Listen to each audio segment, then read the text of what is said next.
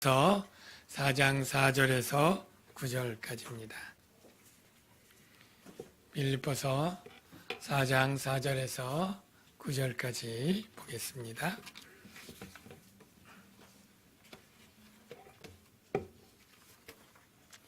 교독하겠습니다. 제가 먼저 읽습니다. 주 안에서 항상 기뻐하라. 내가 다시 말하노니 기뻐하라.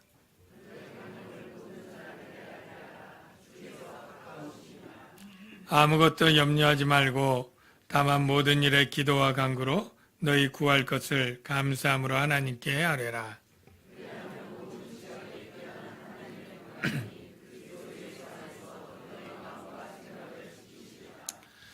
끝으로 형제들아, 무엇에든지 참되며 무엇에든지 경건하며 무엇에든지 옳으며 무엇에든지 정결하며 무엇에든지 사랑받을 만하며 무엇에든지 칭찬받을 만하며 무슨 덕이 있든지 무슨 기름이 있든지 이것들을 생각하라. 너희는 내게 배우고 받고 듣고 본 바를 행하라. 그러면 평강의 하나님이 너희와 함께 계시리라. 아멘. 우리 좌우에 계신 분들에게 사랑합니다. 인사하겠습니다. 사랑합니다. 네, 반갑습니다.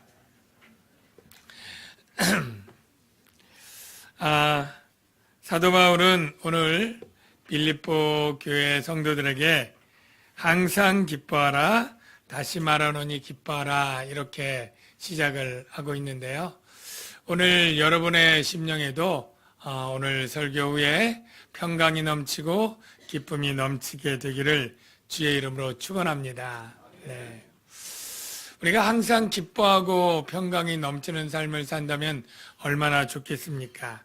그런데 빌립보 교회에도 사실은 그렇지가 못했습니다.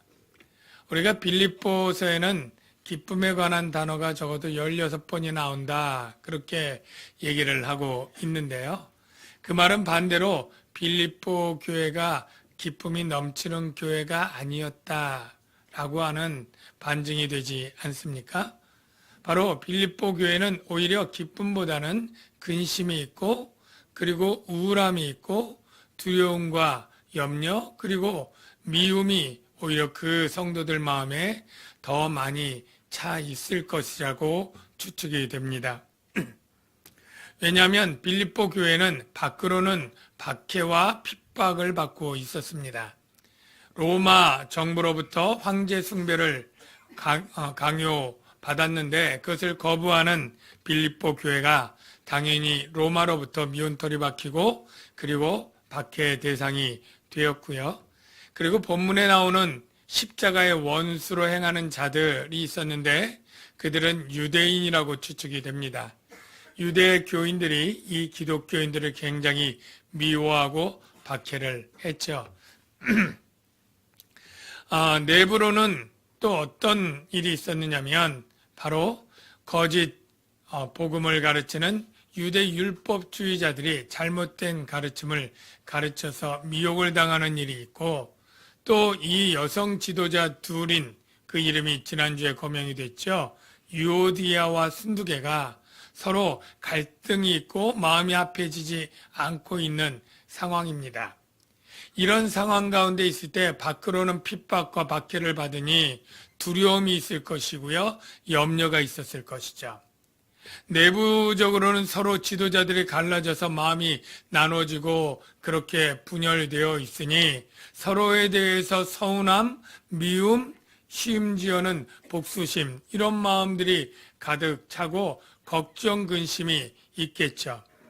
그래서 기쁨이 없이 오히려 근심, 걱정이 있고 두려움과 미움과 분노가 그 마음에 차지하고 있을 그러한 빌립보 교회 성도들을 생각하니 사도 바울이 너무나 안타깝기도 하고 속상하기도 하고 걱정이 되니까 너희가 항상 기뻐하라, 다시 말하노니 기뻐하라 이렇게 말하고 있는 것이다 라고 볼 수가 있죠. 그런데 사도 바울도 사실은 기뻐할 수 있는 상황이 아닌 것 여러분 아시죠? 사도 바울도 5년 전쯤에 이 유대인들에게 끌려서 가이사랴로 끌려가서 옥고를 수년간 치르고 한 3년 치르고 이 로마로 와서 지금 2년째 감옥에 있는 것입니다. 감옥 시설이 편리하겠습니까? 얼마나 힘들고 어렵고 고통스럽겠습니까? 외롭겠습니까? 게다가 지금 재판을 앞두고 있는데 지금 사도 바울은 긍정적인 마음을 갖고 내가 풀려날 것을 기도하고 소망하긴 하지만 그러나 일말에 잘못되면 사형 선고를 받을 수도 있는 아주 심각한 지금 재판을 받고 있는 것이거든요. 그러니까 이런 재판을 앞두고 자기의 목숨이 왔다 갔다 한다면 당연히 기쁨과 평안보다는 염려, 근심, 두려움이 있을 만한 상황입니다. 그럼에도 불구하고 지금 빌립보 교회에게 항상 기뻐하라, 다시 말하노니 기뻐하라 이렇게 말하고 있는데요. 저도 여러분에게 축복하며 말씀드립니다. 여러분의 삶에 항상 기쁨이 넘치시기를 축원합니다. 네. 우리가 기쁨이라고 하는 것은 사실은 이렇게 의지적 노력으로 쉽게 되는 부분이 아닙니다.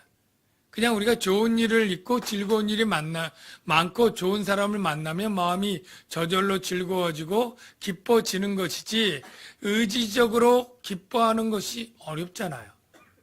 반대로 슬픈 것도 나쁜 일을 당하고 어려운 일을 당하면 근심이 들어오고 슬퍼지고 우울해지는 것이지 우리가 노력으로 그렇게 되는 것 아니잖아요.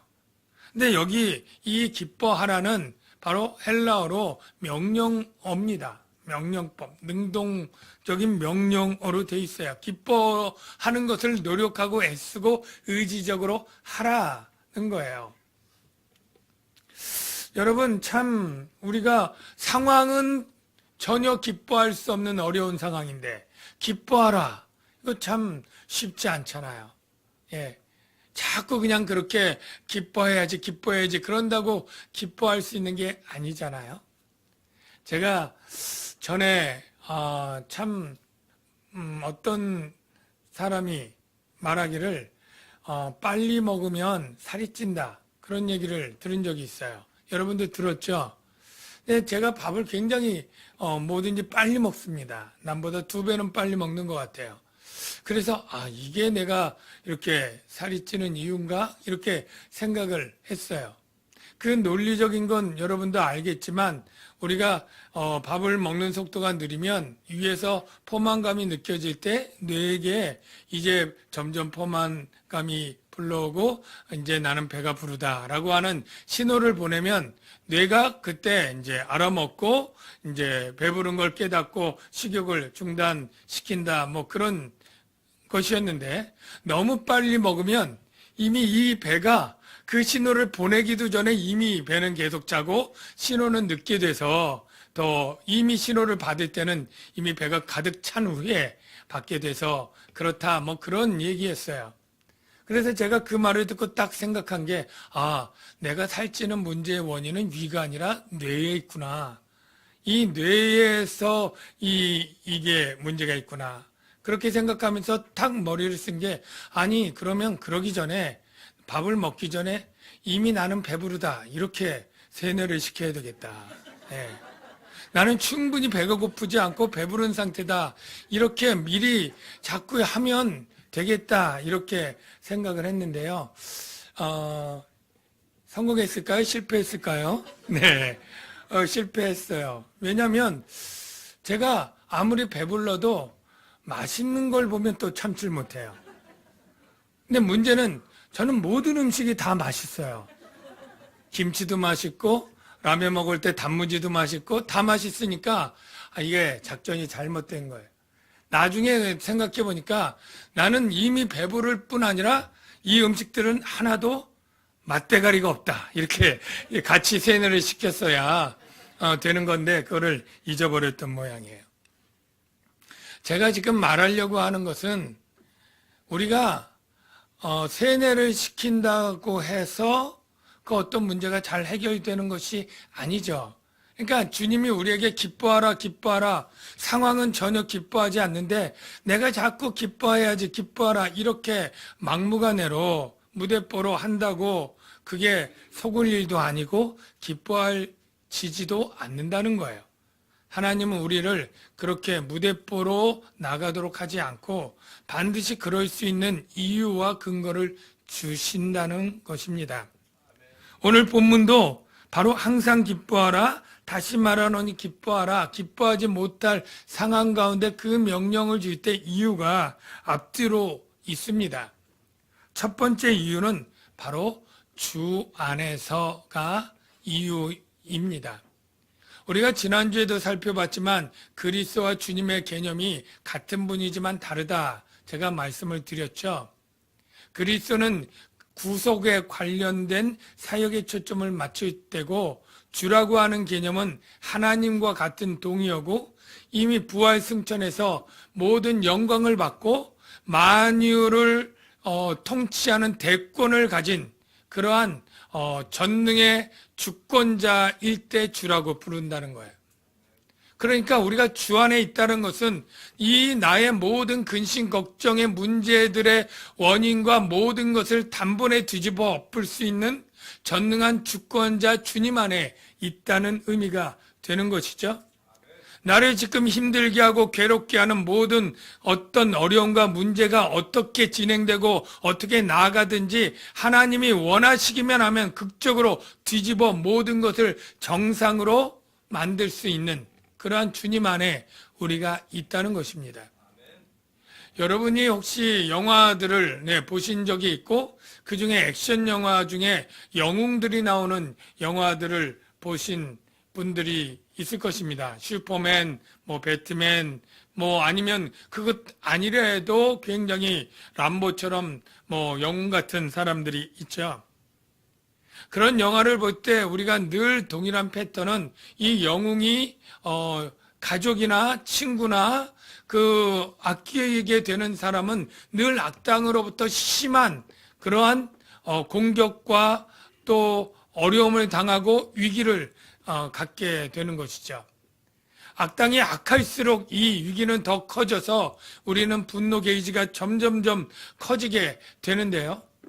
그렇다고 해서 우리는 이 사람이 잘못될 것이라는 두려움과 염려로 가득 차진 않습니다. 분노가 끌어오르긴 하지만 곧 우리는 뭘 알아요? 영웅이 등장할 것과 악당들을 다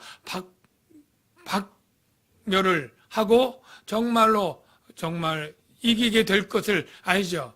그래서 오히려 이 영웅이 나타날 걸 알기 때문에 오히려 그렇게 악당이 잔인하게 악독할수록 우리는 앞으로 일어날 하나님 그 영웅의 어떤 구원과 그 사역을 미리 예감하면서 스릴을 즐기고 오히려 조금 후에 있을 카타르시스를 우리가 생각하면서 오히려 기대하는 마음이 있게 되는 것입니다. 바로 우리가 주 안에 있다는 것이 그거예요. 우리가 항상 기뻐하고 또 즐거워할 수 있는 것은 지금이 고난이고 어려움이고 억울하고 분한 일들이 있지만 주님 안에 있고 언제든지 주님이 그 모든 것을 우리에게 도와주시고 보호하시고 지켜주실 것을 아는 기대감과 믿음이 있고 반드시 해피엔딩으로 끝난다는 것을 알기 때문이죠. 물론 액션 영화나 어떤 영화 중에 악당이 승리하고 주인공이 정말로 씁쓸하게 망하는 그러한 기분 나쁜 결말의 영화도 있습니다만 우리의 역사는 결코 그렇게 되지 않는다고 주님이 이미 예고편에서 이미 다 보여주셨습니다. 요한복음 16장 33절 말씀을 보면 예수님이 제자들에게 해준 말씀인데요. 자막을 한번 보겠습니다. 이것을 너희에게 이름은 자막이 없습니다. 내 안에서 평안을 누리게 하려 함이라. 세상에서는 너희가 환난을 당하나 담대하라. 내가 세상을 이기었노라 하시니라. 환난을 당하는 제자들에게 걱정 마, 담대해. 내가 세상을 이겼어. 그렇게 얘기를 했고 그것이 요한계시록의 환상에 보면 이미 역사의 종말에 예수와 하나님이 이기는 장면이 나와 있죠. 그게 바로 증거입니다. 그러니까 반드시 주 안에 있는 그리스도인들은 네, 승리하게 될 것이고 모든 그러한 억울함들이 풀어지게 될 것이죠. 그래서 주 안에 있는 그리스도인들이요 항상 기뻐할 수 있고 다시 기뻐할 수 있게 되는 줄로 믿습니다. 사도 바울은 그러면서 기쁨을 누릴 수 있는 그런 구체적인 방법들을 제시하는데, 첫째는 너희 관용을 모든 사람에게 알게 하라, 관용하라고 얘기를 합니다.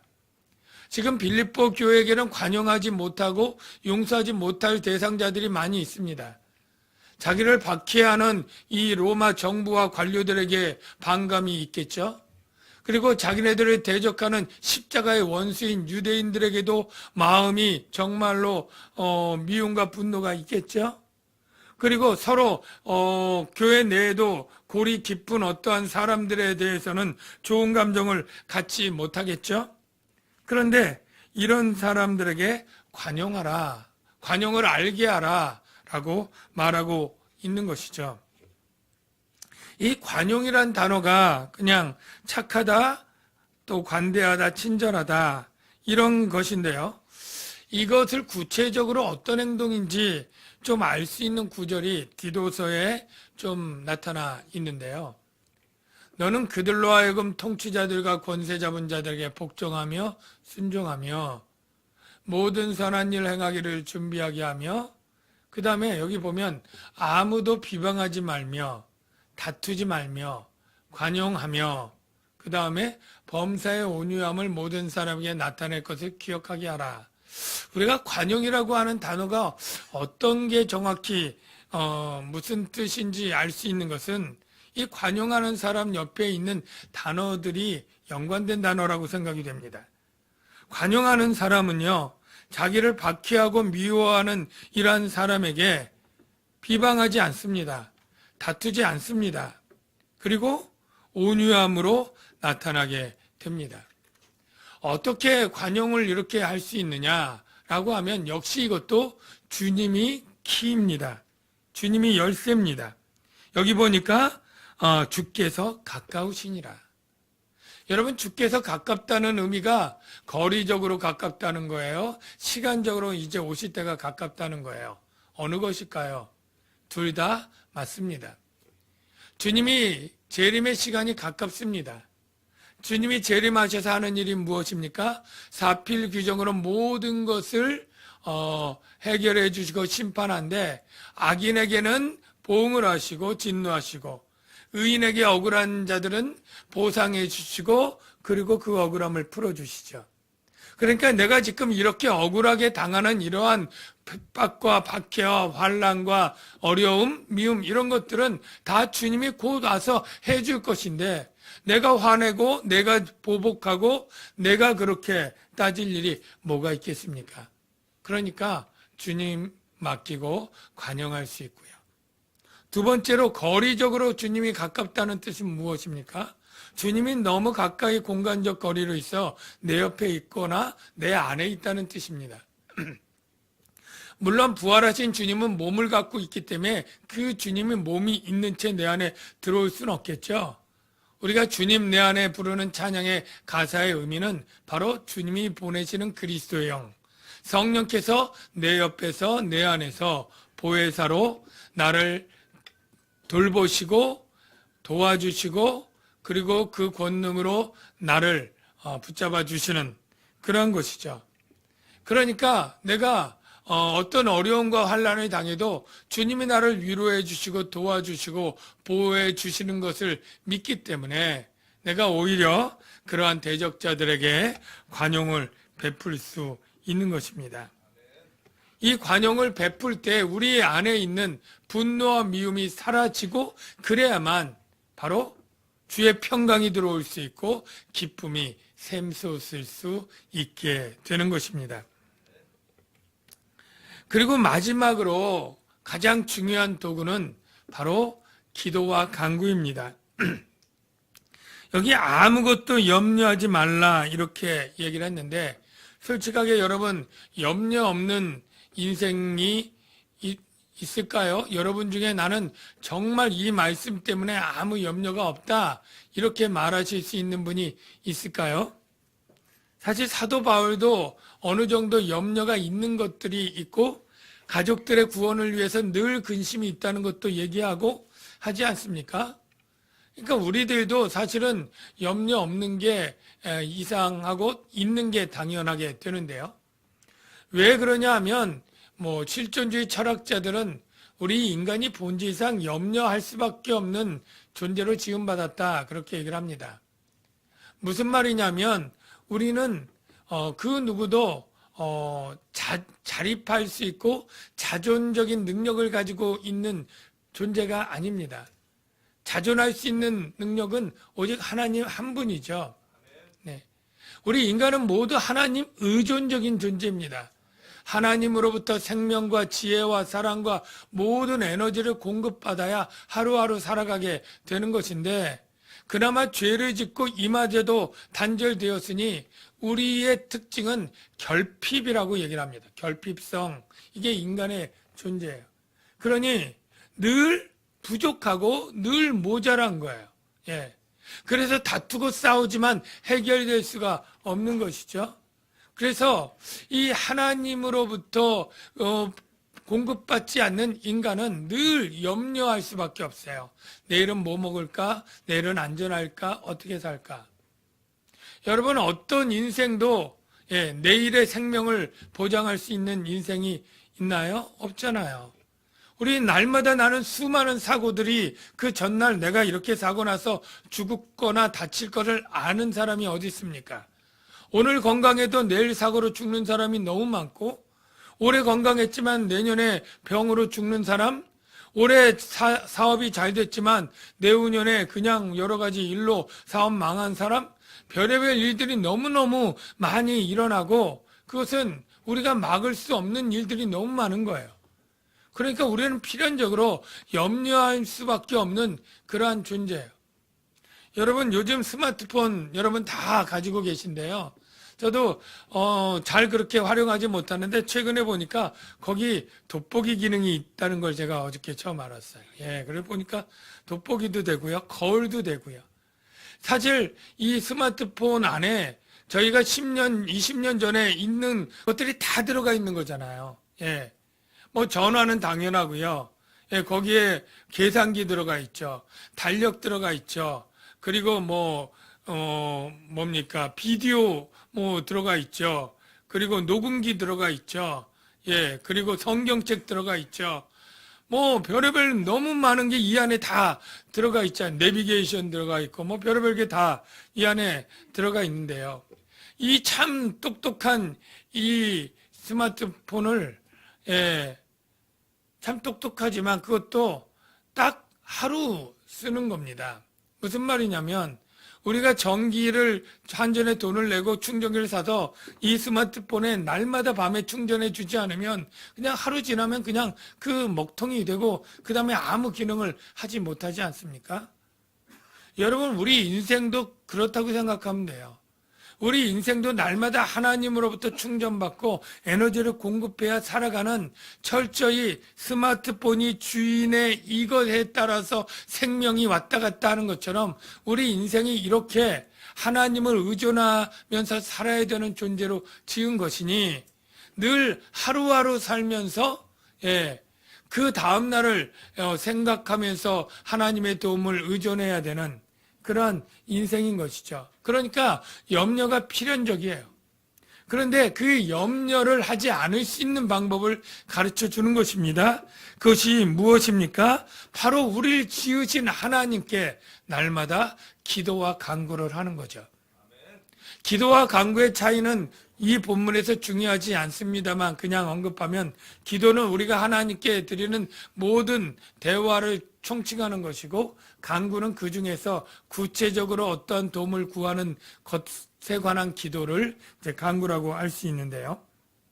여기 기도할 때 그 내용은 모든 일이라고 했습니다. 이 모든 일을 조금 생각해 보면 우리가 기도할 때 때로는 이런 기도해도 될까? 할 정도로 너무너무 불가능할 정도로 큰 일, 이런 일을 기도에서 스스로 빼어 놓기도 하는데요. 또는 너무너무 사소한 일, 이런 것도 하나님께 기도해서 귀찮게 해드려도 될까? 뭐 이 정도의 사소한 일. 그러나 모든 일 안에는 그 모든 것이 포함된 줄로 믿습니다. 여러분이 남북한의 핵폐기 문제를 놓고 기도해도 누가 뭘 할 사람이 없습니다. 세계 평화와 환경 문제를 놓고 정말로 내가 할 수 없는 그러한 큰 범위의 일이지만 우리의 기도가 모여서 그런 일들이 이루어지게 될 줄로 믿습니다. 여러분이 하루에 지나가면서 사소한 일이 있죠. 버스를 타면 제발 버스가 지각하지 않게 와야 되는데 내가 탁 섰을 때 앉은 사람이 빨리 내렸으면 좋겠다. 또는 밤늦게 주차할 수 없을 때 주차 공간이 딱 내 집 앞에 있으면 좋겠다. 이러한 소망을 여러분들이 기도하시면 그런 기도도 너 이렇게 작은 일 가지고 날 귀찮게 하냐. 하나님이 하실 뿐이 아니라 그 모든 기도도 하나님이 들어주시는 분인 것을 여러분 믿으시기를 바랍니다. 모든 일에 다 포함이 됐고요. 그런데 기도할 때 중요한 조건이 무엇이냐면 감사함으로 기도하라는 거예요. 감사함으로. 여러분 왜 감사함으로 기도해야 될까요? 세 가지 정도가 떠오르는데 첫째는 기도하는 것 자체가 감사한 일이기 때문입니다. 예. 여러분 이 세상에 기도하는 것을 허락받지 못한 사람이 너무너무 많습니다. 네. 여러분 요즘 누구한테 전화를 하거나 카톡도요. 사실 상대방에게 무례한 시간이 있고 또는 하지 못할 시간이 있습니다. 예, 그래서 꼭 전화를 해도 지금 전화를 받을 수 있는 상황인지 물어서 지금 누구를 상담 중일 수도 있고 회의 중일 수도 있고 아니면 자는 중일 수도 있고 뭐 여러 가지 상황들이 있어서 그걸 물어서 허락을 받고 그 다음에 전화를 하고 내가 뭐 길게 하고 싶다고 1시간 붙잡고 전화할 수도 없는 것이고 그 상황을 봐야 되는 것 아닙니까?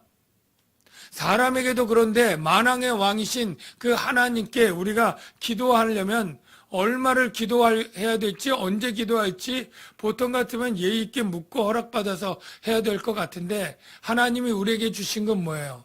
자녀이기 때문에 우리가 원하는 시간에 우리가 원하는 양만큼 기도해도 하나님 한 번도 거절하지 않고 다 들으시는 특권을 주셨다는 거예요. 이게 얼마나 놀라운 것입니까? 그래서 우리는 이 전능하신 하나님께 내가 원하는 때에 원하는 내용으로 언제나 기도할 수 있다. 이것이 너무 감사한 일이다. 라고 감사함으로 기도하고요. 두 번째, 기도할 때 하나님이 이제까지 나에게 해주신 모든 것이 너무나 감사하기 때문에 지금까지 하나님이 나의 인생에 사실 돌이켜보면 얼마나 많은 것들을 선하게 인도했는지 여러분 개인적으로 좀 생각해 보면서 기도하면 너무나 감사할 것밖에 없다 이런 생각이 듭니다. 예. 다 그런 과정 거쳤지만 뭐 대학교 들어가기 전에는 내가 과연 어디 대학을 가고 어떤 생활을 할까 참 염려되었지만 지나갔고요. 내가 대학교 졸업할 때 내가 과연 어디 취직이나 해서 먹고 살까 그 인생에 대해서 걱정됐지만 예, 다 그 일이 지나갑니다.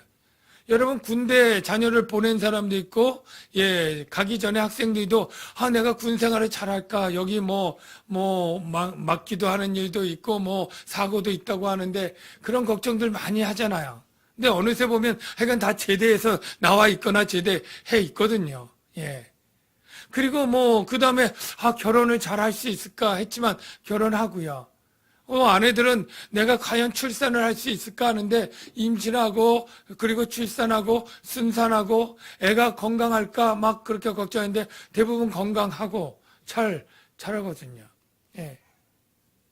저도 참 인생 어떻게 살까 이런 걱정 가운데 신학을 하면서도 참 걱정하고 또 나중에 개척하기 전엔 개척해서 정말로 힘들고 어렵지 않을까 이런 두려움들이 있고 또 기도 많이 했는데 돌이켜보면 하나님이 그 많은 어려움들 가운데 이게 참 어렵고 힘들겠다 했던 고비들 같았던 것도 돌이켜보면 꼭 내가 원했던 방법과 뜻대로 된 것은 아닌 것도 있지만 다 그대로 이렇게 넘어와서 해결되어 있는 일이 너무 많거든요.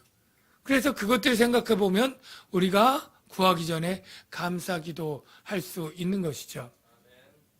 그 다음에 끝으로는 어떤 감사기도냐면 지금 할 이 문제가 화건컨대 하나님께서 반드시 선하고 좋은 것으로 응답해 주실 것을 믿기 때문에 감사함으로 기도할 수 있는 것입니다. 여러분, 하나님은 우리 자녀들의 기도를 반드시 들으시고 응답하십니다. 우리가 분명히 알지만 때때로 우리가 원하는 것을 주지 않을 때가 있어요. 그리고 원하는 때에 주지 않을 때가 있고요. 분명하게 거절할 때가 있어요. 그러나 그것은 다 주님의 응답 가운데 포함된 것입니다. 주님의 응답 가운데 안대가 들어가 있다는 것 제가 여러 번 말씀을 드렸는데요.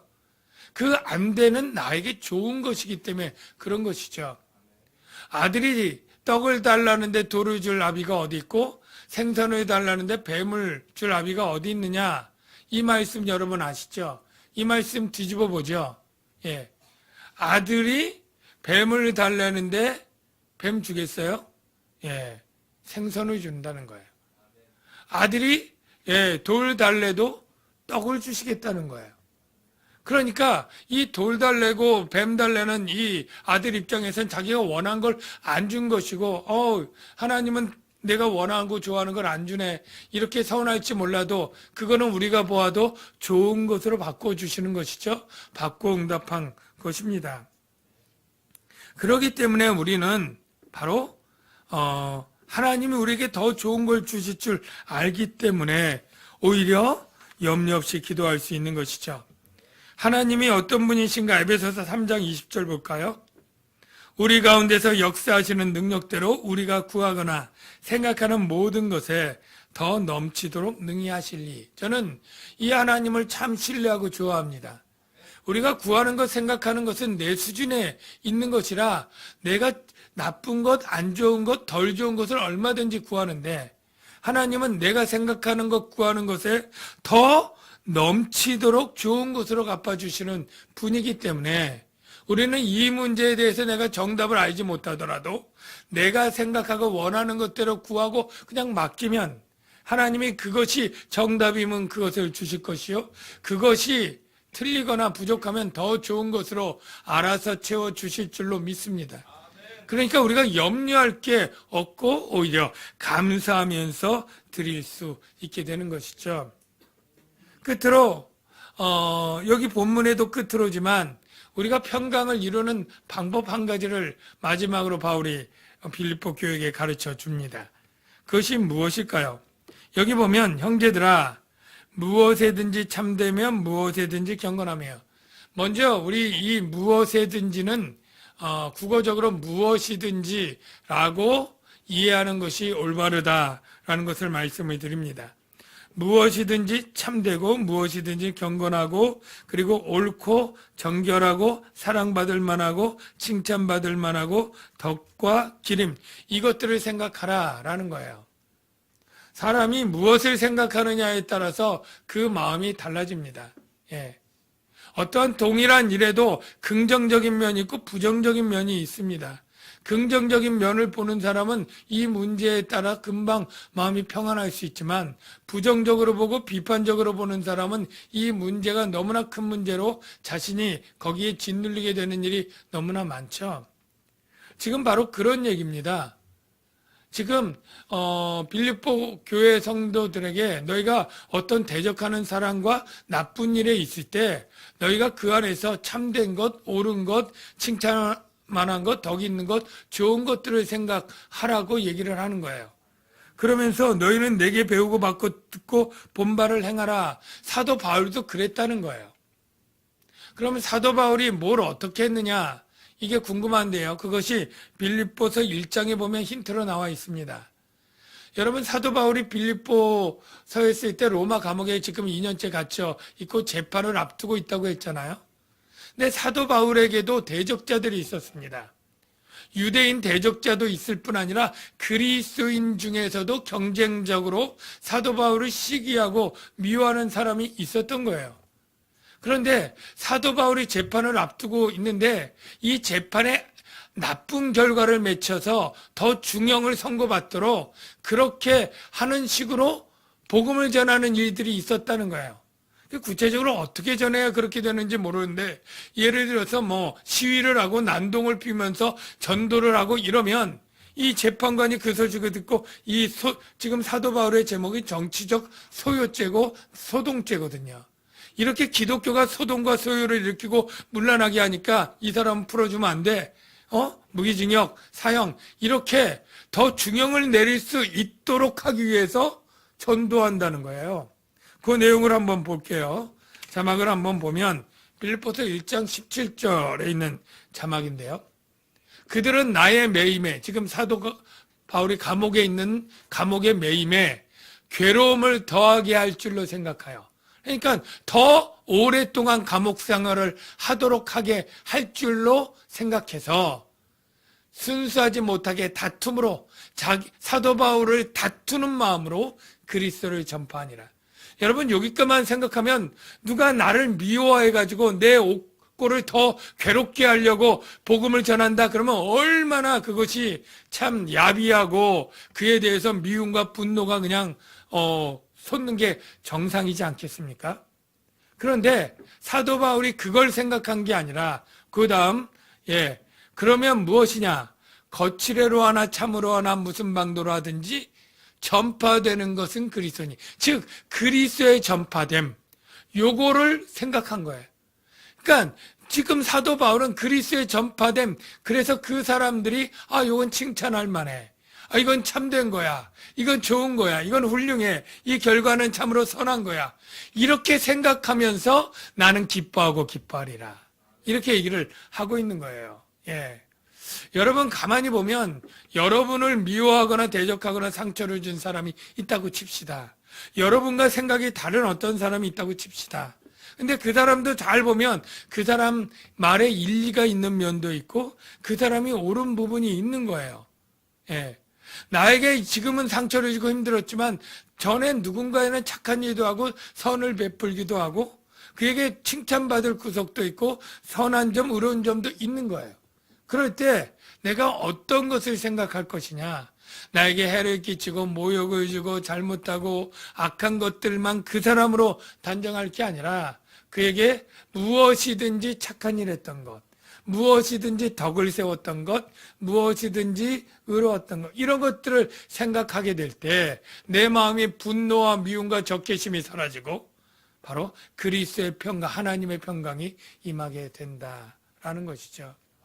여러분, 세상은 이 염려와 근심을 해결할 수 없어서 두려워서 정말로 자살을 하는 사람도 많이 있습니다. 우리 시험 때 자살한 학생들도 있고, 최근에 뉴스를 봐도 고위 공직자들이 검사에 고소를 당하고 할 때 그냥 자살하고 하는 일들이 많고, 한국이 불행해도 정말 자살률 1위라고 하는 그런 오명이 있는 그러한 나라입니다. 우리가 이러한 염려들이 그냥 인간적인 방법으로 해결될 수 있는 것이 아니에요. 저와 여러분들에겐 하나님께서 너희가 주 안에 있고 주께서 가깝고 주께 기도할 수 있는 그러한 은혜를 베풀면서 정말로 하나님의 평강을 갖고 주 안에서 기뻐할 수 있도록 우리에게 은혜를 주셨는데, 저와 여러분이 그 은혜로 말미암아 항상 기뻐하며 평강을 누리며 살아갈 수 있는 분들이 되시길 주의 이름으로 축원합니다. 이 시간에 같이 부를 찬양은 아무것도 두려워하지 말라라고 하는 찬양인데요. 왜냐하면 하나님이 지켜주시기 때문에, 주님이, 우리가 주 안에 있고 주님이 우리 안에 계시고 우리를 위로하시고 우리를 극적으로 돌보실 수 있는 분입니다. 이 시간에